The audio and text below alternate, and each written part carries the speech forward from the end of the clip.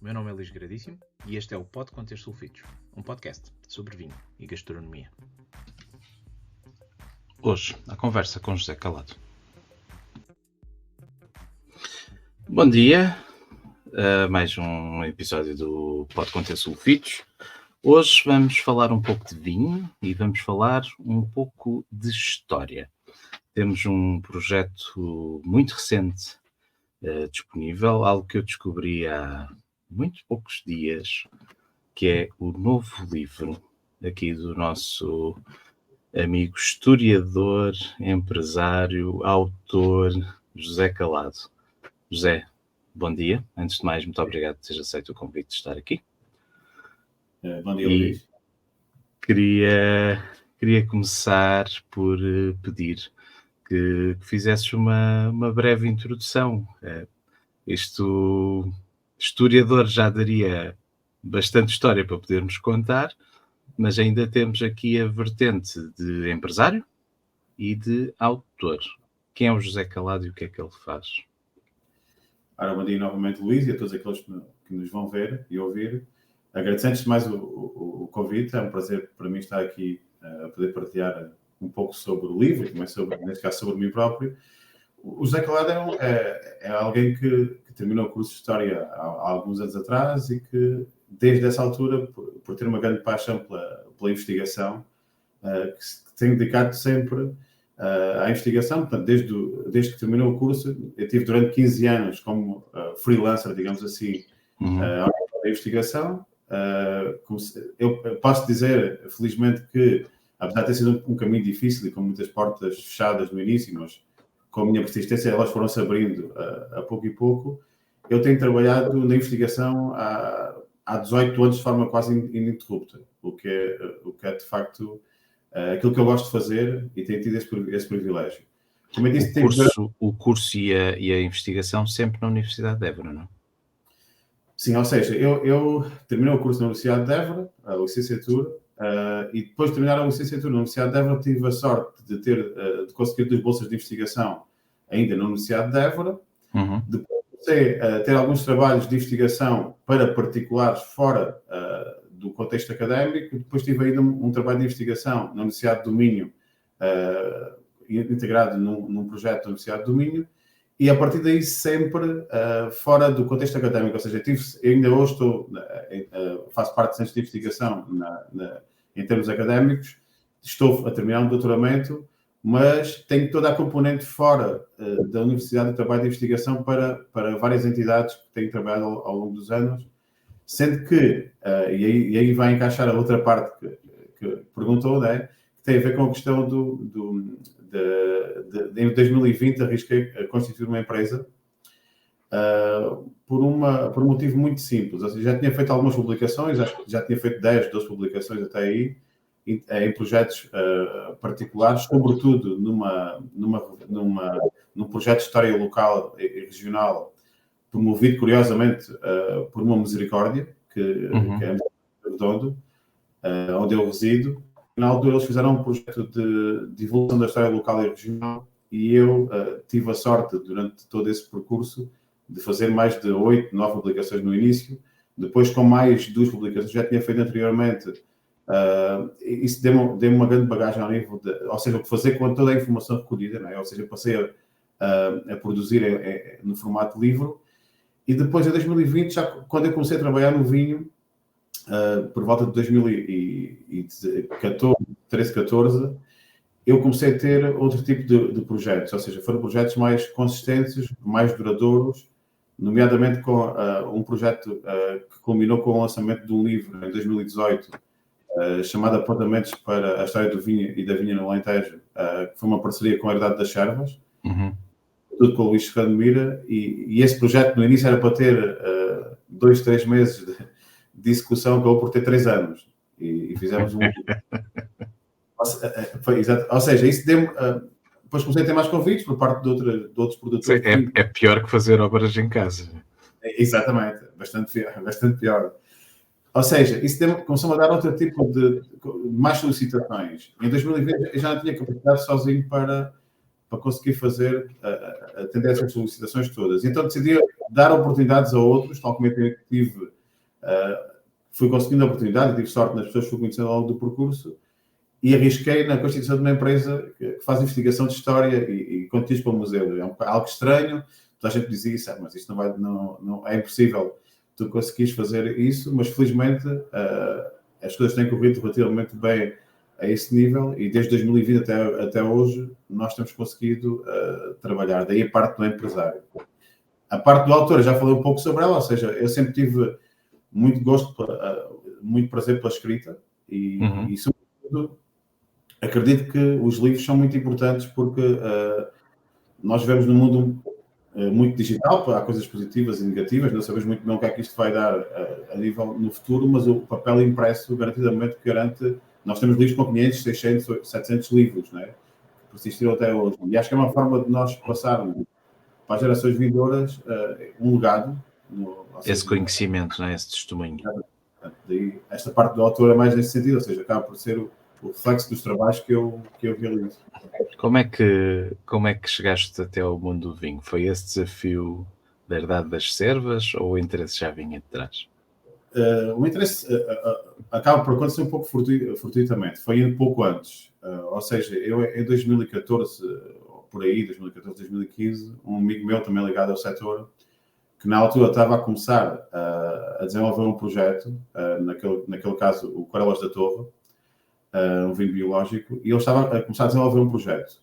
Ele tinha uma intenção clara e, na altura, como sabia que era historiador e trabalhava muito sobre a história local e regional, pediu-me para fazer um estudo sobre a propriedade onde ele ia colocar a adega e onde as vinhas já estavam plantadas, e isso despertou em mim um interesse muito grande. Eu já tinha, na perspectiva do consumidor, já tinha um interesse pelo vinho, não é?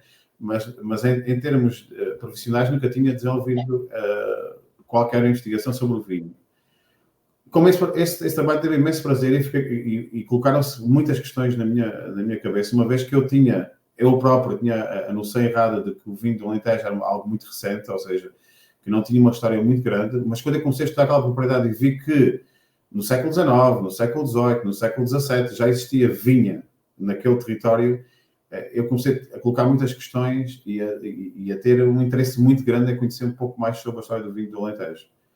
E depois, quase consecutivamente, surgiu a hipótese da herdade das servas, quando o Luís Serrano Mira me convidou na altura para fazer a história vitivinícola da família, porque tinha uma talha de 1667, duas, aliás, que de alguma forma o intrigavam e de facto, a partir daí, então, de uma forma quase consecutiva, diariamente, eu comecei a trabalhar sobre a história do vinho, naquele caso, mais ligado a uma região específica, aqui os 4, 5 concelhos aqui da região da Serra d'Ossa, e a partir daí a paixão pelo vinho, digamos assim, foi-me levando para praticamente todo o Alentejo nos anos seguintes. E é daí que surge o Alentejo de Honra? Exatamente, ou seja, o Alentejo de Honra em grande parte surge daí, ou seja, o Alentejo de Honra, em termos práticos, levou cerca de 12 anos, tem 12 anos de investigação. Sim. 12 anos primeiro, como eu disse, a título individual, ou seja, durante grande parte do percurso, e nos últimos anos, já com uma equipa que me ajudou naturalmente na investigação. Porque se nós começámos eu comecei por um concelho, depois passei para 3, 4 concelhos, depois passámos para um distrito, neste caso o Alentejo Central, hoje em dia assim conhecido, o distrito de Évora, e depois alargámos para o distrito de Beja e depois para o distrito de Porto Alegre. Ou seja, o percurso destes 12 anos foi, nós percebemos se as ideias que nós retirámos eram num contexto mais local, afinal era num contexto regional e internacional. E por isso esse Alentejo de Honra acaba por ser um livro transversal, ou seja, que tem informações praticamente de todo o Alentejo, acho que 32 concelhos, 33 concelhos estão aí representados, porque nós quisermos ver uma perspectiva macro e não apenas um caso particular, perceber se a evolução foi progressiva, se foi acompanhada por todos, se houve momentos altos e baixos, e de facto nós comprovamos que a história do vinho do Alentejo, apesar de ser diferenciada, ou seja, há concelhos muito mais vinícolas do que outros, mas em termos gerais foram momentos que de uma forma quase transversal acompanharam todos os concelhos, com maior ou menor incidência, obviamente, a nível de produção. Mas fala-nos um pouco deste novo livro, Alentejo de Honra. O Alentejo de Honra tem, acima de tudo, um grande objetivo. O grande objetivo que nós nos propusemos é quebrar uma série de mitos que, infelizmente, se foram colocando sobre o vinho do Alentejo. Como eu comecei por dizer há pouco, que eu próprio conheço a percepção que o vinho do Alentejo é algo muito recente, que não tem uma história com alguma importância, que só ganhou notoriedade depois da fundação da CVRA no final dos anos 90, no final dos anos 80 do século XX, e portanto, os objetivos era comprovar exatamente o contrário, ou seja, o vinho do Alentejo é algo que neste momento atingiu uma dimensão extraordinária, talvez provavelmente a melhor de sempre, mas já teve vários períodos da história em que tinha muita importância. E desde o início, e este livro comprova perfeitamente, desde a própria fundação da nacionalidade portuguesa e dos concelhos de Alentejo, que a proteção ao vinho e à vinha, né, à vitivinicultura, é uma das principais preocupações dos decisores. Porquê? Porque o vinho sempre foi algo muito mais importante algo bastante importante para a vida das comunidades, a tal tríade mediterrânica, muito em que o Alentejo ainda hoje acaba por estar muito assente a nível gastronómico, ou seja, o azeite, o pão e o vinho, estão desde o início, desde as raízes mais ancestrais dos concelhos alentejanos, e o vinho é, de facto, uma das principais valências a este nível, ou seja, é muito mais do que um produto, muito mais do que algo, numa perspectiva económica, também identitária e cultural. E este livro demonstra exatamente isso, ou seja, a evolução ao longo da história do vinho do Alentejo, os muitos períodos altos, mas também os muitos períodos baixos, não só as coisas boas, como também as más, e que de alguma forma, e é essa a nossa perspectiva da história, a nossa visão da história é um pouco diferente, talvez, da visão da história convencional. Nós queremos, acima de tudo, valorizar o presente. Valorizamos o presente através do passado, através do conhecimento histórico, através da evolução, das regressões, não só das coisas boas, não só dos momentos áureos, mas também das coisas más, porque é importante aprender com elas e perceber como é que se deu a volta ou como é que se caiu novamente num período de crise. Todas as moedas têm duas faces, não é? Exatamente. Eu costumo comparar o livro, quando pedem para eu em 2 segundos ou 5 segundos falar sobre o livro, eu comparo o livro, que é a história da vitivinícola do Alentejo, de alguma forma, com um bom e mau ano agrícola. Ou seja, num bom ano agrícola, que acontece no ano presente, por exemplo, nós temos as condições climáticas e as condições do terreno, do solo, perfeitas, e depois temos um péssimo ano agrícola no ano seguinte e tudo vai por água abaixo. Ou seja, depois temos que recuperar, temos que voltar a plantar a vinha, temos que voltar a apostar no setor, e é um processo que vai demorar alguns anos. Ou seja, e a história do vinho e da vinha é isto, não só no Alentejo, como no país e como no mundo. E este livro procura traçar isso com muitos episódios. Como é um livro muito grande, né, ou relativamente grande, com 450 páginas, aquilo que nós fizemos foi, também para desmistificar um pouco da ideia de que a história é algo bastante maçudo e que, não, nós tentamos criar cerca de 100 subcapítulos para que nós, através do índice, consigamos ir aos temas que naquela altura nos dão interesse. Não é um livro que pode ser lido continuamente, ou do princípio até ao fim. Sim, mas pode ser lido capítulo a capítulo, ou tópico a tópico quase. É um livro que começa, e há pouco referiste isso, mas sem entrarmos ainda em detalhe, começa no século XII. Foi até onde conseguiram recuar, ou é aqui que vocês encontraram indícios que terá começado a história do vinho na região? Isso foi uma decisão nossa por vários motivos, mas o principal deles foi... É impossível estudar a história nestes séculos todos, já é muito arriscado, para começar. Fazer um livro que resuma, de alguma forma, aquilo que para nós é a história do vinho do Alentejo neste período já é bastante arriscado. Nós pensávamos, acima de tudo, no início da fundação da nacionalidade portuguesa.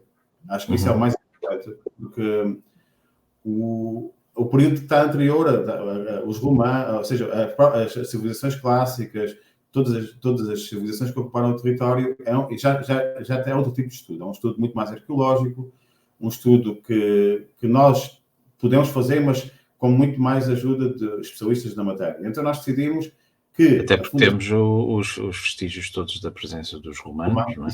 E da sua história com o vinho, e o vinho de talha, e, portanto, já temos evidência de produção de vinho muito anterior a isto. Muito anterior. Isso é claro, existem vários vestígios que nos garantem que o vinho já há muito mais séculos, aliás, há milénios, era produzido nestes locais, e mesmo antes do vinho, da videira cultivada, já existia a vitis silvestre, portanto, isso também é muito evidente, que a genética também nos diz. A nossa decisão tem a ver com a fundação dos próprios concelhos do Alentejo. O Alentejo enquanto território, não é? Ou seja, é o resultado da conjugação daquele território que é feito para além do Tejo, não é? Até ao Algarve, e nós fomos para a fundação dos concelhos do Alentejo, porque o Alentejo tem... muitos dos concelhos do Alentejo são dos mais antigos do país.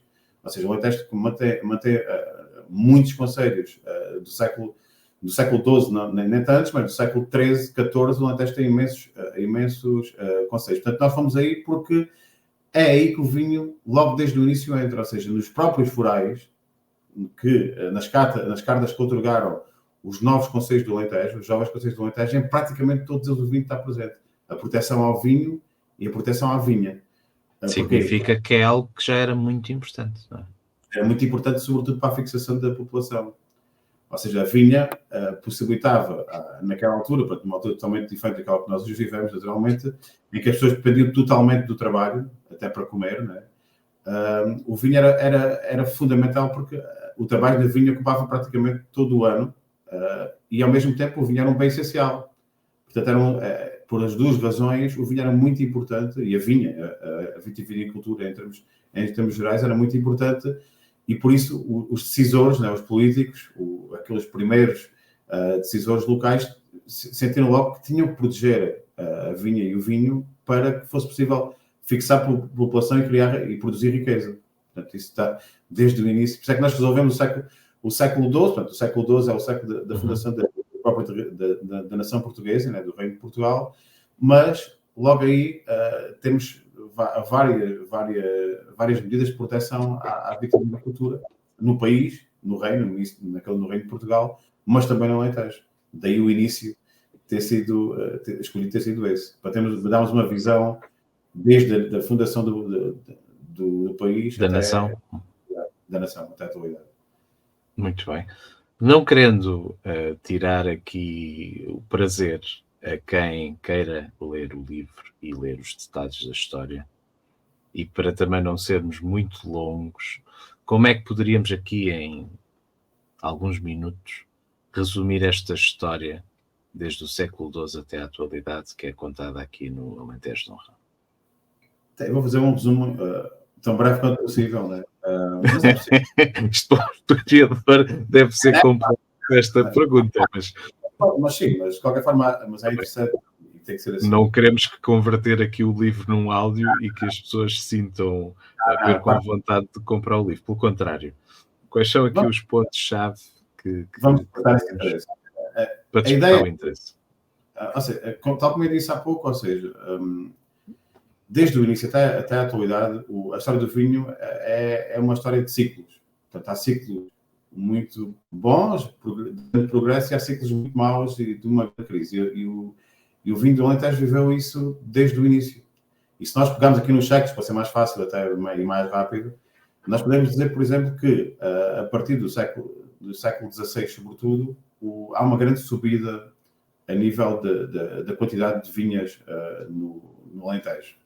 Praticamente todas as localidades, né, as sedes de concelho, que na altura eram muito mais do que hoje, portanto havia muito mais concelhos no Alentejo do que existem hoje, depois muitos deles são as freguesias de outros concelhos integrados em outros concelhos. Praticamente todas as localidades tinham, nas cercanias, na área envolvente, vinhas e olivais, lá está, muitas vezes consociados, mas também vinhas.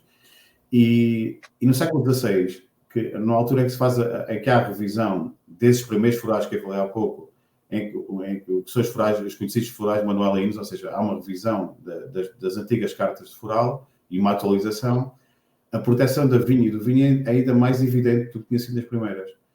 E isso faz com que, e depois também é uma conjuntura social e económica muito boa a nível nacional. Temos a época dos descobrimentos, a época da Fundação das Misericórdias, que são muito importantes porque vão ter muitas vinhas logo no início para... As Misericórdias eram totalmente dedicadas à assistência, e para poder assistir os mais necessitados, que era a maior parte da população, era preciso dinheiro e recursos. E então as Misericórdias recebem muitas doações e têm muitas vinhas, porque as vinhas dão sempre davam-lhe uma garantia anual de, ao vender o vinho, ao vender a uva, esse dinheiro podia ser rendimento que seria aplicado na assistência na altura. Ou seja, é um período de uma conjuntura muito favorável. E com essa proteção toda, a maior parte das terras do Alentejo, como eu disse, começam a produzir vinho, sobretudo das vinhas na área envolvente. Esse progresso, com alguns altos e baixos, dura até meados do século XVII. No início do século XVII, pouca gente tem esta percepção, o Alentejo seria, muito provavelmente, e são vários os especialistas que nós encontramos neste percurso que o afirmam, muito provavelmente a região com a maior produção de vinho do país, portanto, na primeira metade do século XVII. Em 1620, ou em alguns anos dessa década, em alguns sítios, e há documentos, tudo aquilo que eu estou a dizer está documentado, ou seja, os historiadores fazem isso, ou seja, nós utilizamos a informação que está documentada e escrita. E em alguns anos da década de 20 do século XVII, por ser tanto vinho, por exemplo, a Évora, não havia capacidade suficiente nas adegas que existiam, que eram muitas, para o vinho, e até muita dessa uva nem sequer foi utilizada, apodreceu simplesmente. Ou seja, muita dela foi consumida porque a maior parte das pessoas, como eu disse, tinha poucos recursos, mas foi um ano de alguma abundância, e há relatos, há vários documentos que nos dizem que algumas uvas foram, inclusive, apodreceram porque não havia capacidade de as vinificar ou de as consumir. Portanto, vejam bem a dimensão que teve aí. O problema foi que depois, logo a seguir, nos anos 40 do mesmo século, a Guerra da Restauração, portanto, isso é mais... Algumas pessoas têm esta questão, é um mito talvez não bem explicado ainda, ou seja, Portugal é independente em 1640, mas depois segue-se uma guerra durante 28 anos que praticamente tem as principais batalhas no Alentejo.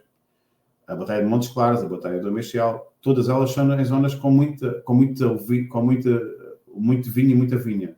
E isso fez com que haja um declínio enorme, a partir daí entra em decadência, até que depois volta outra vez ao processo inverso, de replantar, e o Alentejo chega mais uma vez ao início do século XVII, depois desta grande crise, chega a meados do século XVIII, novamente com uma grande pujança a nível da cultura vitivinícola. Porquê? Porque aí pela primeira vez começam a ser desmatadas algumas herdades e plantadas em pequenas parcelas de vinho. Problema, mais uma vez, subiu muito, volta a descer. Em 1756, o Marquês de Pombal demarca a região vitivinícola do Douro, a mais antiga do mundo, mas o Estado, ou seja, pela primeira vez o Estado intervém a nível nacional na política vitivinícola, e muitas vinhas do Alentejo acabam por ser arrancadas ou são obrigadas a arrancar, porque nessa política vitivinícola, para privilegiar de alguma forma a região do Douro, todos os terrenos que fossem planos, por exemplo, ou com uma grande área de planície, teriam que ser arrancados de vinha e plantados de cereais. Ou seja, o Alentejo, naturalmente, tinha uma grandes extensões de planície, acabou por, mais uma vez, ter um declínio na produção de vinho. Acentuado ainda nesta fase, temos o imposto do subsídio literário, que é um imposto que, à partida, pode não ter nada a ver com o vinho, mas na altura tinha, um imposto também criado pelo Marquês de Pombal para financiar a educação no reino. Ora, os pequenos produtores alentejanos, que tinham pequeníssimas adegas, eu vou apenas levantar aqui uma ideia, porque nós não temos esta ideia, está no livro, ou seja, nós temos só a comarca de Vila Viçosa, que era a comarca, digamos assim, da Casa de Bragança, com alguns concelhos importantes, tinha mais de 700 adegas nesta altura, 700. Estamos a falar de pequeníssimas adegas, na maior parte dos casos, poucas talhas, mas eram muitas adegas. Com o subsídio literário, com esse imposto extra para o Estado sobre o vinho produzido e com a questão de cada vez mais, com muito arranque de vinhas, o Alentejo vitivinícola naturalmente perder muitos produtores, porque não era rentável, deixou de ser rentável o vinho. Portanto, há aí uma crise que se acentua e que vai durar até quase meados do século XIX. Porquê? Porque depois temos a primeira metade do século XIX é bastante difícil a nível de conjuntura para o país, né? Temos as invasões francesas, temos a guerra civil, ou seja, que temos uma mudança estrutural na própria sociedade e na economia nacional, e o vinho do Alentejo, com todos os problemas que já vinham de trás, sobretudo desta fase em que tiveram que arrancar muitas vinhas, começa a perder uma vez mais a pujança até ficar em níveis muito baixos. Resiste o que é que resiste? Resiste os grandes centros vinícolas, sobretudo Borba e Vidigueira, nesta altura. Depois, em meados do século XIX e até ao final do século XIX, há uma mudança brutal do Alentejo. O Alentejo, que até tem uma expressão muito reduzida nos anos 50, chega aos anos 90, aos anos 80 com uma expressão brutal em termos de produção e em termos de plantação de vinhas em grande escala. Porquê? Porque o Alentejo resistiu muito bem, numa primeira fase pelo menos, às duas grandes pragas da videira daquela altura. Primeiro, um surto grande do oídio, nos anos 50, em que o Alentejo é o menos atacado a nível nacional, o que faz com que muitos lavradores, na altura, como eram conhecidos aqui os viticultores, lavradores, todas as pessoas que trabalhavam no campo eram conhecidos como lavradores, apostassem na viticultura, plantaram muitas vinhas, ou seja, nos anos 50, 60, e depois, quando chega a filoxera a Portugal, em 1867, no Conceito de Sabrosa, essas vinhas têm em plena produção. Depois... Mais uma crise. Exatamente. Não, a filoxera começa a avançar progressivamente de norte para sul, mas o Alentejo resiste 20 anos à chegada da filoxera. Ou seja, aí sim há uma grande quantidade de vinhas que são plantadas de novo, há uma autêntica febre de plantação de vinhas, como o professor Alder Fonseca disse muito bem, e o Alentejo fica literalmente coberto de vinhas e faz subir brutalmente a cota nacional de produção de vinho do Alentejo a nível nacional. Ou seja, o Alentejo cresce muito, ganha prémios nas grandes exposições internacionais daquela altura, as grandes exposições universais, os Jogos Olímpicos da altura, né, os grandes acontecimentos mundiais. O Alentejo é premiado, mas depois, a partir do final do século XIX, a filoxera chega, na última década, chega ao Alentejo. Há uma grande resistência à enxertia, que era aquilo que já se sabia que poderia minorar os efeitos da filoxera, e os alentejanos, a maior parte dos alentejanos, que eram dos grandes produtores, não tinha grandes conhecimentos, porque eram pessoas que não tinham acesso à terra, que passaram a ter, com uma pequena parcela de vinha que conquistaram, e depois resistiram à enxertia, o que fez com que vastas áreas fossem filoxeradas. Para além disso, começa uma nova política nacional de incentivo aos cereais, e muitos produtores desistiram ou arrancaram de vinhas para produzir cereais, porque era mais... Portanto, começa então um novo período de crise, que entra até meados do século XX, temos este novo período de crise, que é sabe, o Alentejo, que teve para ser marcado como região vitivinícola em 1907, 1908, mas que não foi. Porquê? Justamente porque todo este passado recente, que tinha, de alguma forma, feito perder a importância do vinho no Alentejo, mas também por questões políticas e questões de pressão política que o Alentejo não soube exercer naquela altura, e acabou por não conseguir essa demarcação que seria fundamental para produzir em larga escala e proteger o vinho. Só depois, nos anos 50, depois do processo também evolutivo, mas atenção, durante todos estes períodos, as grandes centros vinícolas continuaram a ter muito vinho. O que aconteceu foi que as outras localidades, menos produtoras, que tiveram uma grande expressão também na altura da filoxera, perderam essa pujança. Mas Reguengos, Borba, Vidigueira, Cuba, continuaram a ter uma grande produção de vinho, mesmo nestas fases mais conturbadas. Aliás, Reguengos não é por acaso que são alguns dos nomes mais históricos do vinho alentejano, não é?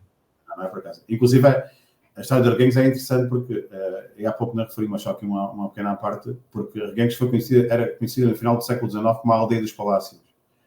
Porque Reguengos, no início do século XIX, era ainda uma aldeia, depois cresce, nos anos 30 do século XIX, passa para a vila, para sede de concelho, E depois, no final do século XIX, tem imensos palácios e uma construção. Porquê? Porque o vinho, que colocou Reguengos no principal produtor de vinho do Alentejo naquela altura, trouxe uma prosperidade económica brutal para a localidade.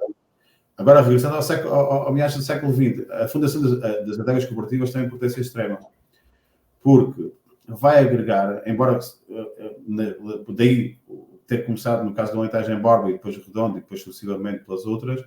Porquê? Porque vai agregar estes pequenos produtores que sempre existiram, essas famílias que sempre estiveram ligadas ao vinho, vai agregá-los todos, eles associarem-se à cooperativa, passam a ter um local comum onde depositar as uvas. Muitos deles eram apenas viticultores, não eram vinicultores, e depois as cooperativas passaram a fazer uma coisa que não existia no Alentejo, que foi tipificar e unificar a produção de vinho. Ou seja, passou a haver um vinho em escala idêntico, que passou a ser assumido como um vinho tipicamente alentejano ou tipicamente das regiões vitivinícolas onde era produzido. Porque um dos problemas do Alentejo no passado é que havia muitos produtores, mas pequenos produtores. Uma grande encomenda, por exemplo, do exterior, ia dar problemas porque não existia um tipo de vinho idêntico. E pronto, a partir daí começa um processo evolutivo e depois temos o grande boom, digamos assim, a grande mudança, que é a partir dos anos 70, quando a Universidade de Évora e a figura do ex-Nicolau do Rosário e de outras figuras também muito importantes que eles se juntaram, começaram a tratar do vinho de uma forma claramente científica, através do conhecimento científico, da experimentação, e começam, e alavancam uma série de acontecimentos que vão acontecer mais tarde, mas têm a sua gênese nesse grande grupo que é criado entre a universidade e vários grupos de viticultores e produtores e pessoas de várias áreas. Depois, em 83, é criada a ATEVA, a Associação Técnica dos Viticultores do Alentejo. Vários estudos começam a ser produzidos, começa a haver um conhecimento técnico muito grande e chegamos à demarcação de 88, quase inevitável, porque era impossível naquela altura não demarcar o Alentejo, e aí também emergem outras figuras também políticas, também ligadas às instituições nacionais, como o Dr. Camelo Aires, que é fundamental em todo esse processo. E o Alentejo finalmente é reconhecido como região demarcada muitos anos mais tarde daquilo que devia ter acontecido, e a partir daí é o boom que nós conhecemos, né? A partir daí tornou-se imparável, porque o vinho do Alentejo tem uma qualidade que é indiscutível. Ao longo desta história toda, foi-se encontrando documentação sobre as castas, o processo de vinificação, o perfil dos vinhos. Há registros sobre isto ou só mais atuais? Não, há registros, é assim, nós estamos a falar eu costumo dizer que nós fizemos este livro, mas temos material para fazer 10 livros. Né? Boa. Nós fizemos, não, nem poderia ser, nem esse é o objetivo. Porquê? Porque nós temos, quando nós levantamos as fontes históricas, são muito mais pormenorizadas do que a maior parte das pessoas imagina. A ideia de que nós hoje temos tudo, somos muito organizados e descrevemos tudo, não é tão correta quanto isso, porque no passado também se fazia. E naquela altura a preocupação em transpor para o papel era, acima de tudo, preservar aquela memória, mas ao mesmo tempo também garantir a continuidade da produção. A nível das cartas, nós conseguimos, acima de tudo, a partir do século XIX, temos muitas informações sobre as castas, o tipo de castas, a tipologia, as diferenças entre as regiões, as diferenças entre as localidades. Agora, a nível, por exemplo, da vinificação, nós temos muitos relatos antigos, muito mais antigos do século XIX, temos do século XVII, do século XVIII, alguns do século XVI, alguns processos arcaicos, outros processos já mais, algumas inovações, outras transformações. Nós conseguimos perceber essa evolução perfeitamente. A questão das castas, como disse, tem um impacto maior a partir do século XIX. Ou seja, aí já começa a haver alguma diferenciação, embora não houvesse uma preocupação muito grande. Ou seja, as pessoas utilizavam as castas que tinham, que as vinhas, no determinado território, tinham à disponibilidade, não faziam cruzamentos, não era muito comum fazer-se. Mas nós temos documentação, tudo aquilo que está no livro é baseado, como eu disse, em documentação, em fontes primárias, ou seja, que nós vamos ver diretamente aos arquivos, àquilo que está manuscrito, e obviamente em fontes que foram sendo produzidas por outros investigadores ao longo dos anos. Do ponto de vista de um historiador, qual é a importância, não só deste livro, mas da história, em particular para o setor do vinho? Do ponto de vista de um historiador é muito grande, naturalmente, não poderia ser de outra forma. Mas é grande porque, tal como eu disse, nesta visão da história, que nós temos que valorizar o presente e temos que, de alguma forma, tentar, de alguma forma, projetar ou perceber o que é que virá a seguir, é muito importante a história, porque a história ensina-nos que, claramente, existem ciclos, não é? Ou seja, não é uma ficção, não é uma ilusão, nós estamos em ciclos permanentes, para o bom e para o mal. E o vinho, e a história do vinho é exatamente isto, são vários ciclos. E eu acho que a história deve ensinar à vitivinicultura que os ciclos, nos períodos áureos, chegam sempre a um período de estagnação e um período de queda. E nos períodos baixos, temos sempre um período de crise, de grande crise, que depois tem um período intermédio e depois tem um período de crescimento. E é importante perceber, ou tentar perceber, quando é que estamos onde, em que fase é que estamos em cada um no presente. E aí a história pode nos dar alguns indicadores, não só ao nível da viticultura, ou seja, não só ao nível das videiras, ao nível da vinha, mas também ao nível da vinicultura, também ao nível da produção, também ao nível da vinificação. Porque hoje em dia, aliás, em tudo, transversalmente, nós somos fruto de uma evolução. Podemos discutir se boa ou má, mas somos fruto de uma evolução. E se nós percebermos como é que chegamos até hoje, com muitas tentativas e erros, com muito sucesso e insucesso, provavelmente vamos conseguir perceber o que é que virá a seguir, ou tentamos, pelo menos, minorar os efeitos, por exemplo, de uma crise. E é nesse sentido que acho que a vitivinicultura, que evoluiu muitíssimo nos últimos anos, pode aprender com a história, porque a história também teve estes períodos de evolução ao contexto da época, não é? E que, de facto, nos pode dizer, pelo menos, ou tentar dar uma direção para um futuro próximo. Mas é aquilo que é a nossa intenção enquanto historiadores, não é valorizar simplesmente o que está lá para trás, mas sim dar a ideia que podemos e devemos utilizá-lo no presente para tentar programar melhor o futuro, conjuntamente com muitas outras áreas, naturalmente. Pegando nessa história, nesses indicadores, o que é que podemos dizer, qual é a vossa visão e a tua em particular, da fase atual que estamos e do que é que se possa esperar para os próximos anos? Isso é uma pergunta muito difícil, não é? Porque isso aí já implica outro tipo de conhecimentos que eu não tenho, não é? Ou seja, eu sou historiador e não tenho, de facto, muitos conhecimentos, naturalmente, ao nível da vitivinicultura. É um exercício quase de futurologia, não é? Exatamente. Ou seja, eu penso que aquilo que a história nos diz é que os alentejanos são muito resilientes por natureza e que muitas vezes também estão sujeitos a condições difíceis. O facto da interioridade, a maior parte do Alentejo é no interior, os acessos nem sempre foram aqueles que são hoje, mas os alentejanos sempre deram a volta à questão. Eu acho que estamos num período difícil, porque o mercado hoje já exige um pouco de vinhos diferentes daquilo que o Alentejo habitualmente estava habituado a produzir. Um menor teor alcoólico. Há uma nova tendência no mundo vitivinícola e acho que o Alentejo vai ter que se adaptar a essa nova tendência. Mas vai ter que perceber como é que mantém a identidade própria dos vinhos do Alentejo, e isso tem que ser naturalmente os produtores, tem que ser aqueles que percebem, obviamente, do setor, têm que perceber como é que vão contrariar ou como é que vão acompanhar este processo de uma nova tendência que se está a instaurar, que é um pouco diferente daquilo que é o vinho do Alentejo típico, digamos assim, tradicional. E depois acho que é importante manter sempre estas duas, acho que é sempre importante manter as duas fações, fações, não gosto da palavra, mas manter também a parte tradicional, ou seja, manter o próprio vinho de tais é importante manter. Não numa perspectiva economicista, ou só economicista, mas também numa perspectiva daquele vinho de amigo tradicional, com alguém que tem 2 ou 3 talhas e que continua a fazer aquela vinificação só para beber com os amigos ou só para conviver. Vinho para consumo próprio.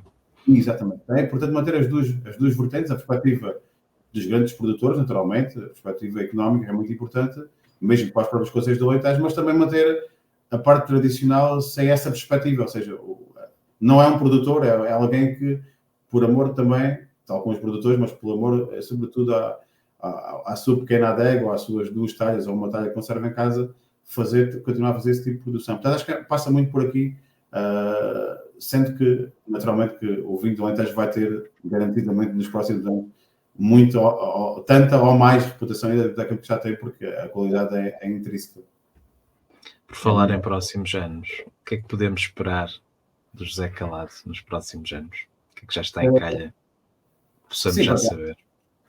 A nível do vinho, nós temos outros projetos que também desenvolvemos nessa mas ao nível do vinho, nós continuamos e esperamos continuar a trabalhar muito neste setor, porque é o nosso setor preferencial, ou um dos nossos setores preferenciais neste momento. Nós temos já vários projetos, nós queremos, estamos neste momento, pronto, alguns não podemos divulgar ainda publicamente, mas nós, por exemplo, estamos muito interessados e esperamos que isso aconteça, e é importante que assim aconteça. O Alentejo, neste momento, tem duas grandes ambições no futuro próximo. A primeira, no próximo ano, ser que Borba, Estremoz, Vila Viçosa, Redonda e Alondroal sejam cidade do vinho, a cidade nacional do vinho em 2025, e depois em 2026, através da Simbal, portanto, os municípios do Baixo Alentejo concorrem à cidade europeia do vinho. Portanto, nós queremos contribuir, estamos a contribuir neste momento para 25, com o nosso conhecimento histórico, para que possamos também ajudar a estas duas, esperamos nós, conquistas do Alentejo vitivinícola.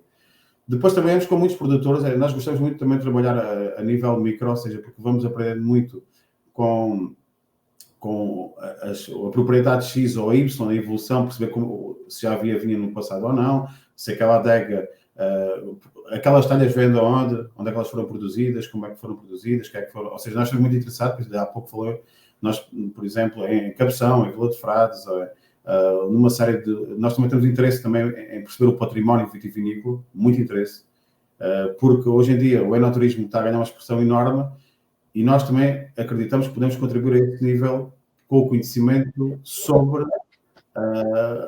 muitas vezes, alguns objetos que estão expostos, alfaias agrícolas, talhas, etc., mas sem grande conhecimento normal dos produtores ou das pessoas sobre aquele património. E nós estamos a tentar demonstrar, ou seja, estudá-los para que possamos também transformar esse enoturismo cada vez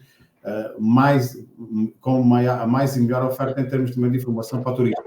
Gosta muito de conhecer este tipo de bonificação muito especial, no caso da talha, mas também a evolução, porque também é importante conhecer a tecnologia atual e como é que chegamos até ela. Portanto, nossos projetos, ao nível do vinho, vêm muito nisto, ou seja, tentar contribuir através da história para a valorização do setor no presente. Esse é o nosso grande objetivo. Muito no bem. Do próximo, sim, presente e futuro. José, para podermos terminar, uma palavra para quem nos aqui viu ou ouviu?